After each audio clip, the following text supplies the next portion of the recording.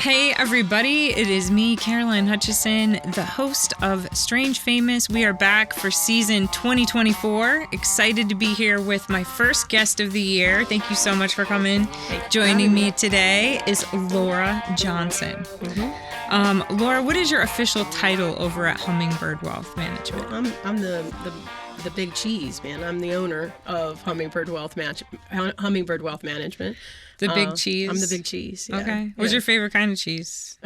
Swiss cheese. Swiss? Yeah. Really? Yeah. Okay. Yeah. All right. That says a lot about a person, like what you're kind of, what kind of cheese you like. I don't even know what that says about me, but I like it. Okay. All right.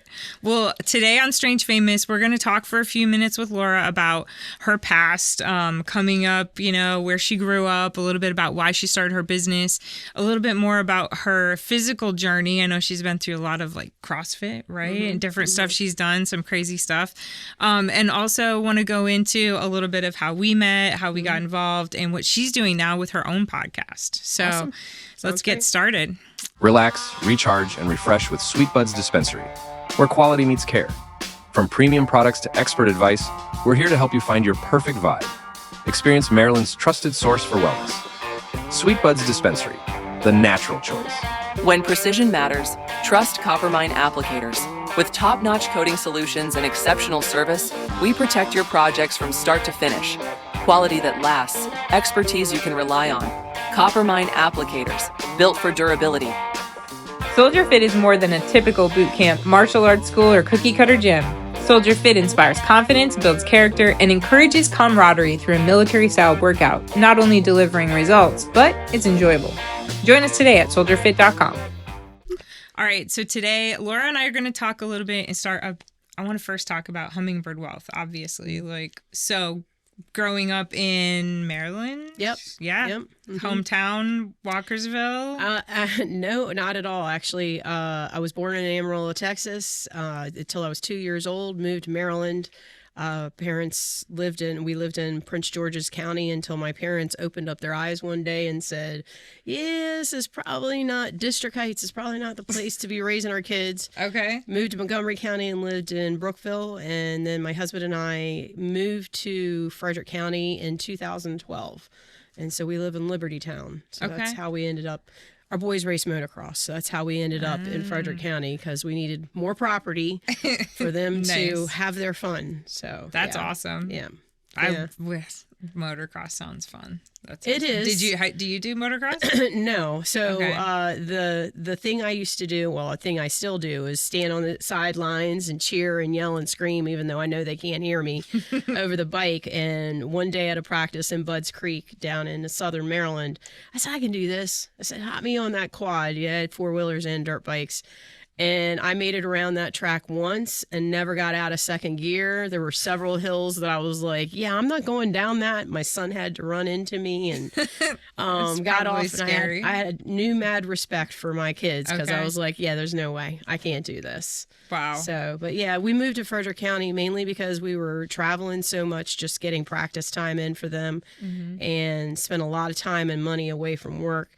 They were good.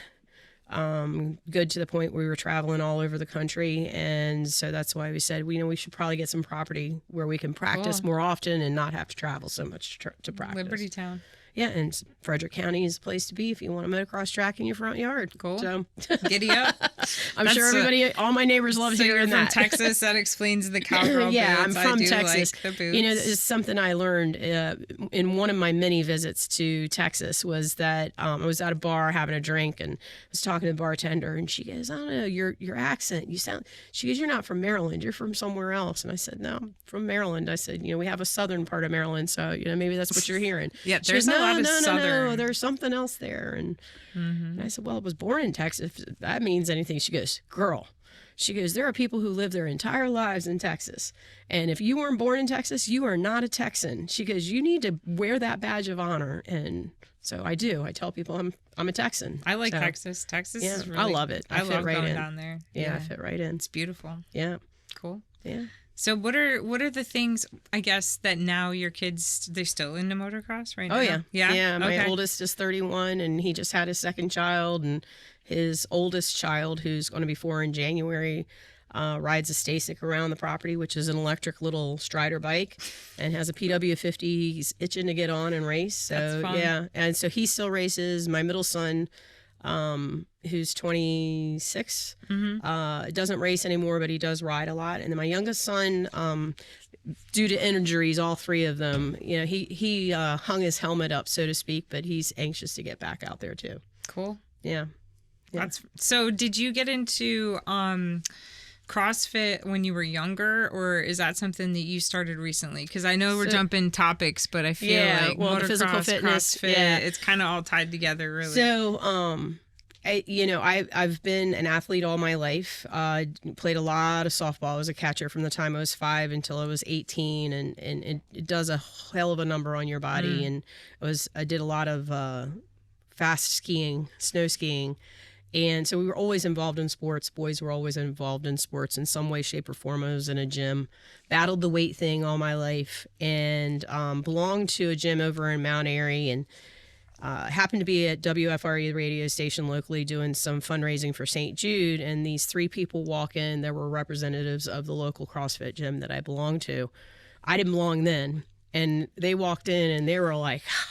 and I was like, I want whatever drug you're on. Life, yeah. I want whatever drug you're on, right? And my oldest son and I went like 3 days later and immediately joined the gym, had a blast, and I've been there ever since. So it's been 8, almost 9 years that I've been a part of it. But, it's a family group. There's nobody too old or young or fat or skinny, and nobody's better than anybody else. And we flip tires and we sledgehammer tires and throw balls against the wall, and it's a blast. But it's definitely been a journey. They've been there for me. It's not just about your physical health; it's about your mental health. Who is it? At Soldier Fit. Oh. Yeah, man, Soldier Fit. Good old Danny Farrar and his gang over there at Soldier Fit. Yeah, I love Soldier Fit. Yeah, man. Yeah. I do too. So have you worked with, I work with Danny. He's my business coach. I told you that. And I'm excited to work with you as my financial coach. Yeah. So I feel like I'm getting all this, all these weapons. And like he teaches this whole thing, and it's called the Warrior app is what we use. And it's like giving you all these core stackable life skills that you can use and like how to apply them every day. Is there anything that you're using? I know you don't work with Danny, or do you have a business coach or a mentor, or did you just get your grit from God directly like into God and I like, have a direct line to the big man. Yeah, like where do you get it? I've had a lot of coaches over the years. I see myself as a sponge. I learn from everybody around me, both the good and the bad. I learn how to do things, but most importantly, I learned how not to do things.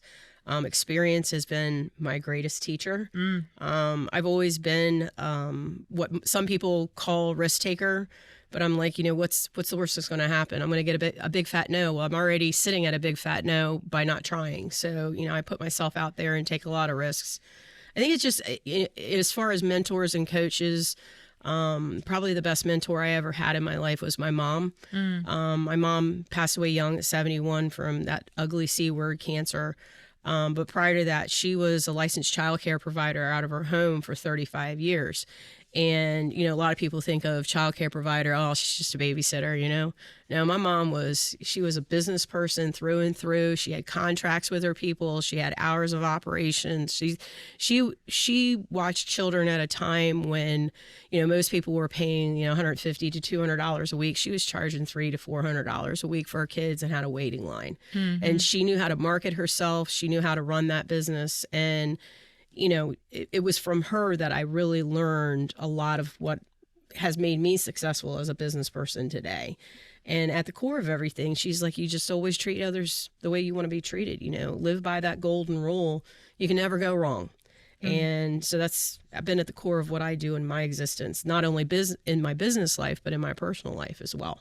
I mean, I could feel that when I met you the first time. I was literally, so this is how the first time our first interaction was not the best, situation. Honestly, I was coming there. I was thinking in my head, thinking about business, thinking about work, thinking about our meeting, driving there to meet with you. I was on the phone with Zach, our camera guy, talking about some drone shots that he was going to be taking or something. And this teenage girl pulled right in front of me, just like, boom, out of nowhere. And I T-boned right into her, going like 40 miles an hour, 45 miles an hour. And it all happened so fast. Like, it was just like it was so like surreal. I mean, anybody that's been in a car accident knows how crazy it just like changes. It's like your whole life goes from like before the car accident to after the car accident. Like, it just gave me a different lease on life. And like, I think if I would have met you before the car accident, my mental state, I wasn't like grateful the way I was when I did get to meet you. So I feel like my heart was more open. I was a little bit like changed a little bit. And then you came in and you just had all these like inspiring things to say and like all these really dope things that's hanging in your office and like cow horns hanging in your office. And like, you know, it was just a cool space and I felt comfortable there and it was like very welcoming. And I was like, man, you should be doing a podcast. And now you're doing one, right? Yes, I am doing a podcast. How's your podcast It's going great. You know, it's you know, I've been in my career for over 30 years now, and in my journey, I've met a lot of people along the way that are, you know, you need to talk to people, you need to share your story. In the beginning, you need to write a book. And I'm like, what am I going to write a book about? I'm a financial advisor. I mean, it's investing, it's budgeting, it's projecting, it's all, you know, who wants to read this? You know how many self-help books there are out there on finance? I just didn't see it. And a lady pulled me aside at one of my events. She goes, I just watched you in a room of 20 women, have 20 women stop and talk to you and really be engaged with you. And she goes, and that's why you need to write a book. Yeah. Still haven't written a book. I don't know that I ever will. But then you came into my life and said, you know, let's hook you up with this guy and talk to him about podcasts. And I met him and he did an interview with me. I think it's a business type of podcast that he has. The name's slipping my mind. Open for Business. Open for Business. Thank you very much. Open for Business. And we just kept talking afterwards. And, you know, just like you and I had a connection the first time we met, Steve and I had a connection that when he and I first met, right. I said, all right, where do I sign? And he goes, what changed your mind? And what is your podcast going to be about? I said, what changed my mind is you. Like this connection you can't ignore. My gut is always right, and I feel connected to you. Right. And the second, what am I going to do? I said, I have no idea. And I said, I am going to hop on this podcast, and I'm going to talk. I'm going to share my stories. I'm going to have some guests. And I said, my whole goal is if I can change one person's life, I've changed the world. It's always been my mantra. If I have the ability to, you know, change that one person and set them in a different direction, then I've done my job. Sure. And he goes, well, this is a lot of work just to change one person. And I said, I don't know, maybe I'll change two. I don't know. You know, and so we've just recorded our 12th episode. We've had a couple guests on there. I had a pretty passionate one that I did about being scammed, because I was scammed, and we had to take about 7 minutes of that podcast out because I just let it go on the podcast. I just you know, told everything. Ugh, I recently got scammed. I can feel that. Yeah, and it still burns. And you talk about those moments where you release it, you know, like your accident, and you let go, and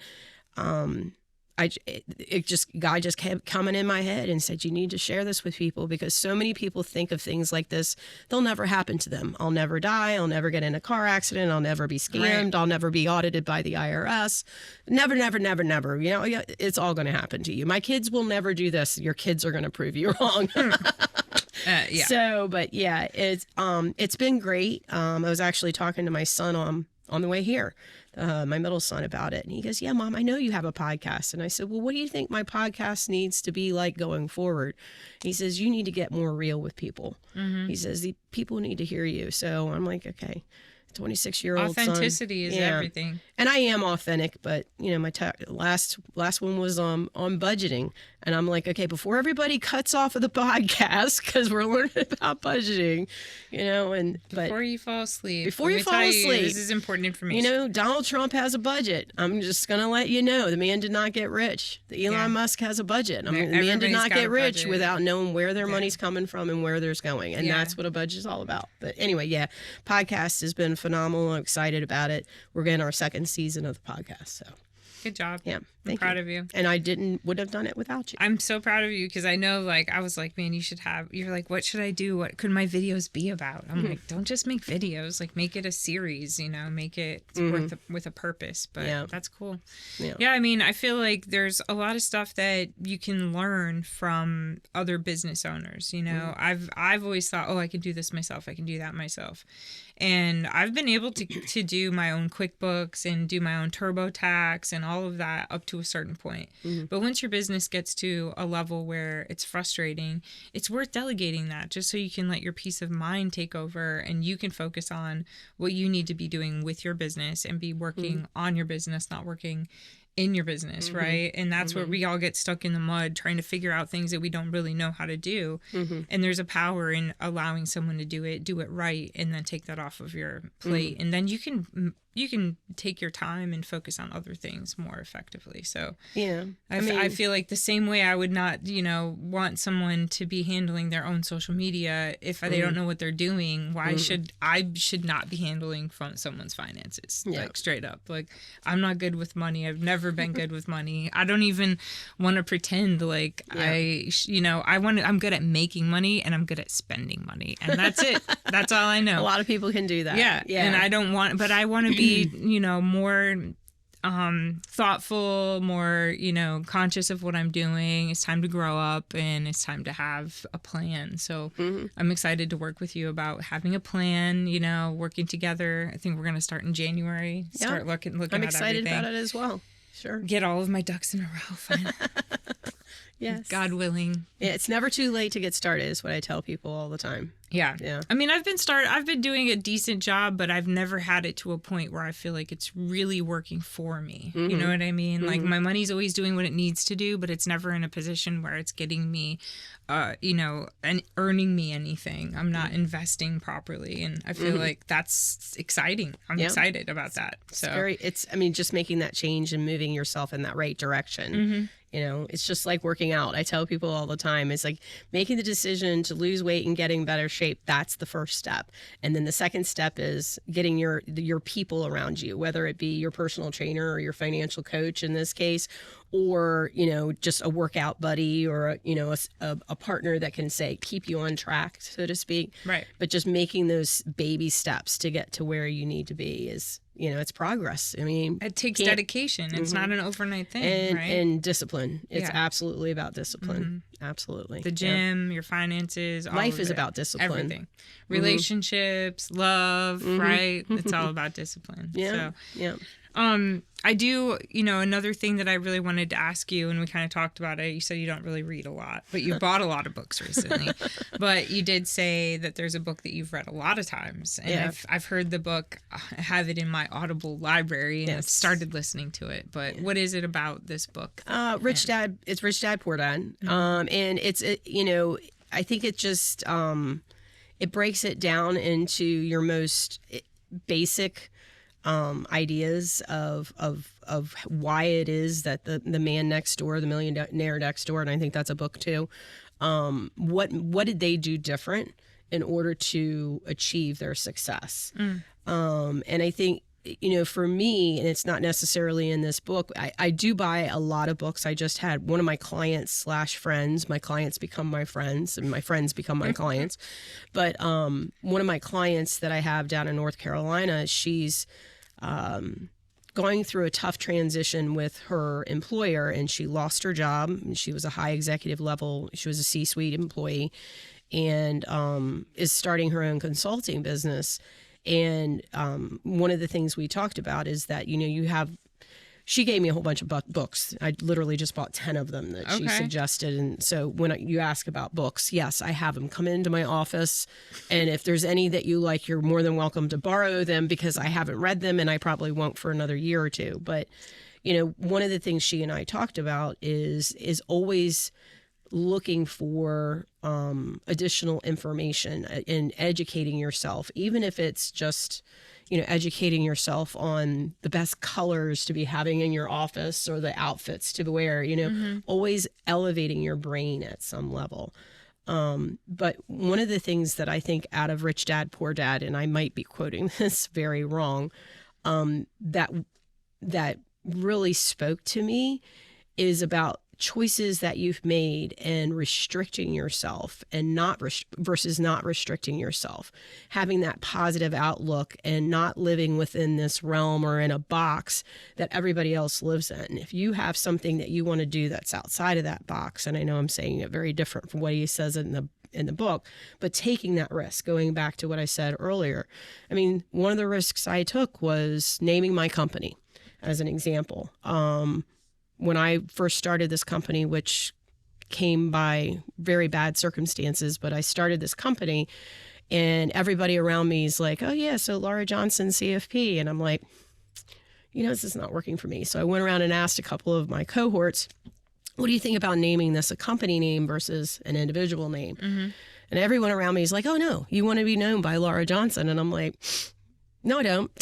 Right. Because I want this to be something bigger. I want this to be bigger than me. I want this to be something where people come in and feel comfortable, whether they be clients or other financial advisors. And if my name's on the door, that's not going to be as welcoming. To talk to you too. Yeah, right. And they want to talk to me, not to your team and your. And one of the greatest decisions I made, and it's not doesn't sound like a big risk, but in my industry, everybody's known by who they are, not their company name.